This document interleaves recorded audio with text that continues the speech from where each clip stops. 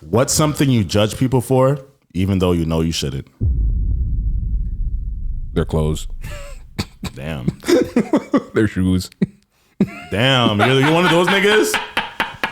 I really don't. The only reason I do is because, like, I don't know.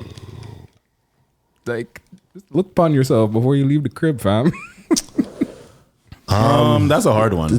Yeah, it's a very hard question. Something because I judge people on a lot of shit. Yeah, so the thing that comes to my mind is I'm of the mindset of kind of giving people grace in terms of who they are as a person, because a lot of that is out of their control. But at the same time, I judge people heavily for that. So it's like, for some person, if they can't kind of see things logical and they're not reasonable, sometimes I'm like, yeah, but they had pretty traumatic past and stuff like that. And I'm like, we got to understand. But at the same time, I'm just like, So much compassion. yeah, but then in a different scenario, I'm like, what the fuck is wrong with this person? Why are they fucking thinking like that? So it's a little bit So of it's like you want to judge them, but you've learned how to be semi non-judgmental. yeah, I think it's like depending on the mood. I judge adults that can't cook.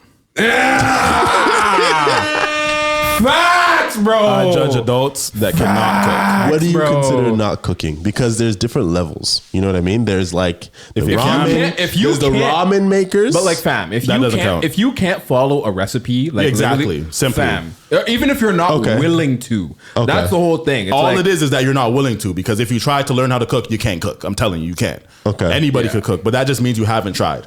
You know what I'm Yeah. saying? So Okay. yeah, I judge people who can't cook as an adult. There's a bunch of other things I judge people for. I'm just trying to think of what's appropriate to talk about on a podcast. Yeah. Okay. Yeah, I that's judge a good bitches one. that can't ride dick. I don't care why. I'm joking. I'm fucking dead. I'm so dead. I judge. Oh, you know what's one that I shouldn't say because it's a little like TFS. What is it called? Mad baby dads. No. TMI? Yeah, TMI. Girls that deep throat too much. It's not comfortable all the time. Yeah, because it's like you're not trying to make me feel good. You're just trying to show off. Not even that. It's like after a certain amount of times, it's like you're doing this because you like it. Like you just like. But what's wrong with that? You just, Yeah, what's wrong with There is liking nothing it? wrong with that. It's like, you know what? But can you try to please me? You know what I'm Can you do saying? something I like? But it's like little you- stroke spit. Yeah, a little something, yo. Because it's like, it doesn't have to always be so aggressive. Like, some compassion, something, you know? I kind of judge niggas with foot fetishes. Yeah. Really? Yeah. Not, like I don't judge you if you have a foot fetish, but if you're to the point where like you're in forums and you're paying for it, like you're just like, yo, let me see your feet. You're paying for girls' feet pics. I'm judging you, and like that's something I probably shouldn't judge because it's none of my business. But you're weird. paying for feed pics is kind of, That's wild. yeah. What a niche, eh? Like, there's really bitches balling out here off their toes. Yeah, so that's kind of what I mean. I'm always in this dilemma of like not wanting to judge people, but also judging people. Again, it just depends on the mood. Because sometimes off a split reaction, I'm like, "The fuck are you doing?" Yeah. Then other times I'm like, I can't. Like, you know what I mean? Like, We could have compassion and we could rationalize all this shit, but if we're just keeping it a buck off of first Yeah. instinct, like we You all just judge judge people people, without even knowing. Yeah. So it's just like Yeah. if we're just gonna be honest about the things that we judge about, there's a whole bunch of shit that we judge. but I about, don't bro. keep track of them. You So know what it's kind of people I judge? People that see something on the internet and immediately think that, like, yeah, I saw all the context I need to know. Yeah. You know, like that's like, a good one. Like, you know, like they they'll see, irritate like, me, like the ones in the comment sections that just be chatting shit. yeah, and They people that like irritate me. very obviously didn't even watch the whole video. Don't fucking piss me off, bro. Like, I judge. This one might be controversial, okay. but I do judge women that claim grape after they regret But so- their decision with sleeping with somebody. For example, they said, I got into an argument on Twitter. Somebody said that it's coercion for a man to ask for sex multiple times after saying no. He begged for it, so I kind of just like gave in. Because But I feel like pity, and that's it's like, I feel like that's just like you deserve to be judged for that. We're kind of talking about like you judge them, but in retrospect, you're like, No, I judge the women who try to claim that is our no, grape. but I feel like that's justifiable judging. Nah, because there's a large. the way I was getting pushback on threads, about, like, there's a lot of women who stand on the fact that if they said no mad times, like, it's coercion. They try to say that it's coercion, so which makes it grape. If you were to, like, you know, if you to ask a girl to sleep with you, she says no, then you ask her more than once, and then she eventually gives in. She didn't want to do it in the first place, so that means that you coerced her, so you graped her. And I had, like, this is not my first time having this argument with women, and they like, some women just really try to take it to the extreme, and they were even calling me a rapist. So that's fucked. Yeah. So what's your standpoint on that? Bro, if I come up to you and I ask you for $1 million and or all the money in your bank account and you said no, and then I just keep on asking and keep on asking, and then you're just like, fuck it, take it, and then you give me all the money in my bank account, does that mean that I robbed you? Did I coerce you?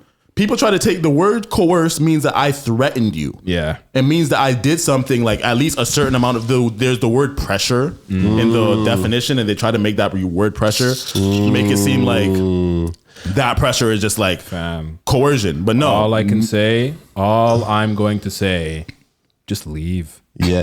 Honestly, the most annoying example that I've seen coercion used was I think he was in a relationship and the girl wasn't giving up the coochie or whatever, something like that. And the boyfriend was like, if you're not going to give up the coochie, I'm going to leave. And people were like, that's coercion. Oh my God. Holy fuck. What a topic to end the podcast on. So I think that's like the epitome of like, damn. Nah, but some girls are really passionate about this. Like, they'll literally call you, like the way that I was getting attacked, like the way they'll really call you a rapist because of your thoughts on not believing that that's great. Because I simply believe that you regret your decision, because he didn't do anything that you did. Him asking is not anything that makes you feel like you have to fuck him or else. So, like, if you're just annoyed, so if you're giving up the pussy because niggas ask too much, you're just easy. In my opinion, but I'm not gonna lie, this is super controversial for some reason. So is it wrong if I went on a date with a shorty and when we went back to my crib to hang out and I realized that she wasn't gonna give the coochie, so I'm like, yeah, your Uber's on the way. Am I wrong? Am I wrong? Like, if I'm like, you know what, if you're not gonna give me the coochie, then we might as well just call it here. You're not wrong, but you're a piece of shit. Okay.